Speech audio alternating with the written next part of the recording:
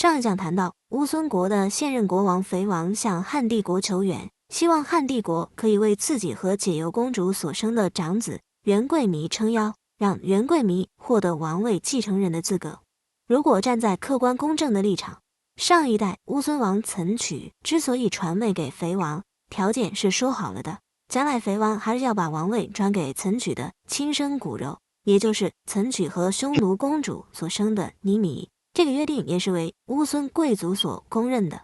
肥王呢，现在要毁约了，而汉帝国如果还赞意大国风范和天命所归的话，到底会帮理不帮亲呢，还是帮亲不帮理呢？当然几乎不会有人从这个角度去想问题，因为大汉天子既然天命所归，自然就是真理代言人，是正义使者，满以应该遵循的理，就是全心全意归附汉帝国。所以亲也好，理也好，元贵弥兼而有之，汉帝国于情于理都应当给他撑腰。但是当宣帝召开御前会议的时候，还真有人提出了反对意见。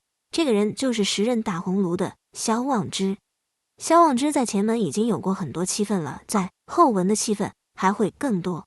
他是一个书生气很重的学者型官僚，很会用儒家理论指导现实的政治决策，也很有知识分子的铮铮傲骨。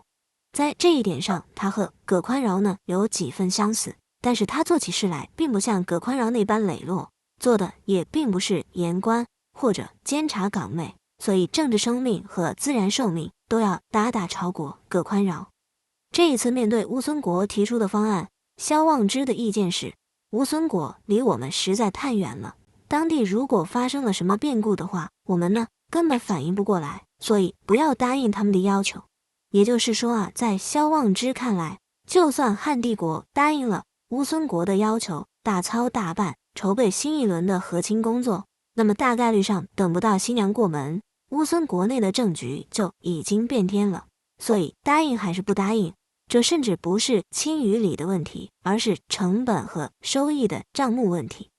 子止通鉴的这段记载出自《汉书·西域传》下，容易让我们以为萧望之的意见仅仅针对当下的议案，但如果参照《汉书·萧望之传》，萧望之的意见有所谓慢理结婚，非常策也。意思是说啊，汉帝国和乌孙国相隔万里，媒喜关系的成本过于高昂了，根本坚持不下来。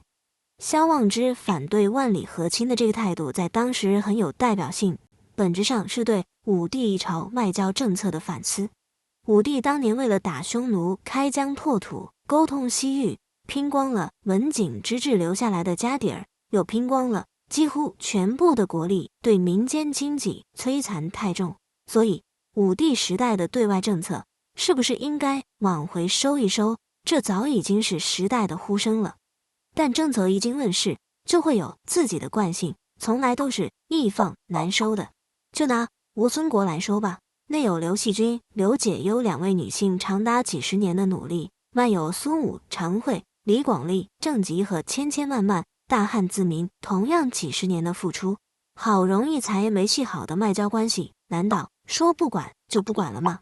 所以宣帝的意见是，当然要管。子止通鉴的记载是，宣帝以解忧公主的妹妹相夫为和亲公主，给她准备了丰厚的嫁妆，派常惠护送，浩浩荡荡的队伍就这样启程了。给人的感觉是汉帝国的响应很迅速，萧望之气势多虑了。但这只是司马光删繁就简的结果，普通人家的婚姻大事都不可能这么草率。我们可以通过《汉书》看到当时的和亲程序。首先派使者到乌孙敲定和亲事宜，收取聘礼。聘礼是肥王一开始就答应过的，一共1000匹马、1000头骡子。然后乌孙派出盛大的使节团，以隆重的场面去迎亲。这一来一往，就不知道要消耗多少时间了。而在这段时间里，汉政府并不是空等着，而是有很多准备工作要做。相夫公主和一行100余人住进上林苑，集中进行乌孙语培训。细读《资治通鉴》的话，你会注意到一处细节，在《资治通鉴》的原文里，相夫公主的身份是解忧弟。当时的习惯里，弟既可以称弟弟，也可以称妹妹，姐妹也可以称为兄弟。相夫既然性别明确，那就一定是解忧公主的妹妹了。但问题是，解忧公主嫁入乌孙国大约已经40年了，正可谓天涯岂是无归意，征乃归期矣，未可弃。岁月如当晚，没道理忽然有一个年纪轻轻、正值婚龄的妹妹。司马光应该只是原文写取《汉书》的字句，但《汉书》另外一个版本在这里写作解忧弟子，相夫的身份就变成了解忧公主弟弟的女儿。这样的话，年龄的疑点就不存在了。相夫公主出发之前，宣帝还要举办盛大的宴会，出席的既有匈奴使者，也有外国首脑。这种联姻大事当然很有必要，要昭告天下。接下来在常惠的护送之下，相夫公主一行人这才启程。而在所有这些大费周章之后，相夫公主马上就要走出大汉国界的时候，萧望之的话忽然应验了。从乌孙国传来消息，肥王已经过世，乌孙贵族遵照岑取国王当年的遗嘱，拥戴岑取和匈奴公主所生的尼弥为王。是的，匈弥煮成熟饭了，尼弥已经正式继位了。很快啊，他会像肥王一样获得一个绰号，叫做狂王。顾名思义，尼弥性格跋扈，不是一个好相处的人。局面陡变，这个婚到底还结不结呢？长卫给朝廷上书，提出了一个方案，说请相夫公主暂时留在敦煌，自己赶去乌孙国，好好的训斥乌孙人一通啊。等到事情摆平之后呢，再回来迎接相夫公主，继续上路。这当然不失为一个应变方案，似乎站在常惠的角度，也只能提出这样的方案了。至于事情到底能不能备战摆平，那就交给朝廷去考虑吧。宣帝再次召开御前会议，那史料当中唯独记载了萧望之的发言。当然，事情的发展完全印证了他当初的判断，所以这一次他再有什么发言的话，自然更有分量。萧望之的分析是，稳定的关系是需要双向奔赴的，而乌孙国的态度一向首鼠两端，汉帝国没必要一厢情愿。眼下既然乌孙国内部发生了变故，那就让相夫公主回来好了。这样的话，一来媒约责任在乌孙而不在汉，汉帝国于道义无亏；二来呢，断了这层关系，以后也免得源源不断的劳民伤财，这分明啊就是好事。宣帝这一次采纳了萧望之的意见，派人通知在敦煌待命的相夫公主大道回府。我们可以从萧望之的话里知道，汉帝国和西域诸国搞外交，打仗劳民伤财，自不必说。和亲的劳民伤财程度其实也不算低。萧望之的逻辑应该是这样的：成本高不是问题，只要收益更高就可以了。但和亲成本高，风险大，收益高度不确定，这种生意何苦来哉呢？如果追问一下，难道此前几十年的努力就这样拿水漂了不成吗？萧望之的回答应该是：那都是沉没成本，不要有执念，越早放弃越划算。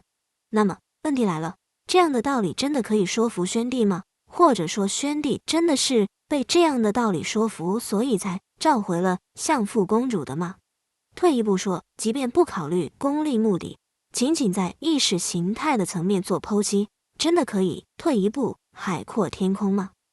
在意识形态的层面上，严格来说，这个时候已经没有退路了。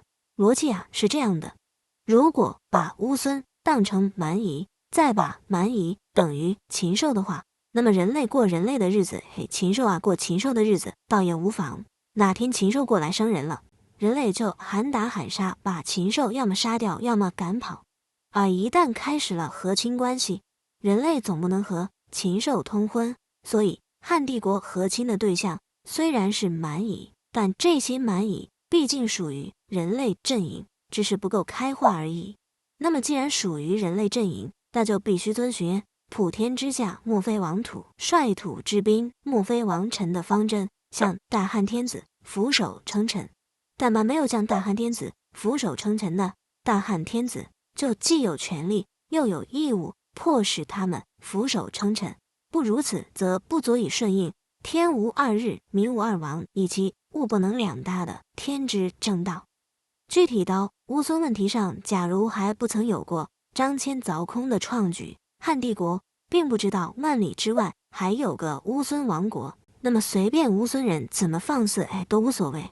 而一旦知道了世界上有个乌孙王国的存在，汉帝国马上就陷入了一种严中花树式的处境，再也不能对乌孙国视而不见了。否则的话，大汉天子的统治合法性就会出现裂痕。所以蛮夷到底是人类还是禽兽，这个问题既很模糊，又很容易把人带入两难境地。当然，宣帝呢是一位很有实干精神的领袖，不会在学理上做任何纠缠。而从功利角度来看乌孙的话，根据乌孙的风俗，弥弥继位之后，解忧公主呢秋凯改嫁给他了。而这样一来，和亲岂不是自然而然就完成了吗？根本就不需要劳烦相夫公主一行人呐。汉帝国要的只是跟乌孙国和亲，那么无论是元贵弥迎娶相夫公主也好，还是倪弥收继解忧公主也罢，说到底并没有什么不同嘛。很可能正是因为这一层考虑，宣帝才召回了相夫公主。但现实很快就会证明，两者其实大不相同。只要想想解忧公主在乌孙40载，如今大约已是一位花甲之年的老人家了。最是人天留不住，朱颜辞镜花此树啊！老妻少夫的日子一定不容易。至于相夫公主，到底会因为良缘不成而懊恼，还是会因为逃过一劫而庆幸呢？没有人在意。如果还有人当真在意的话，那就愿小公主小小的隐秘的心愿，莫如云易散，须似月平圆吧。宣帝神治2年的大事件到此结束，我们下一讲再见。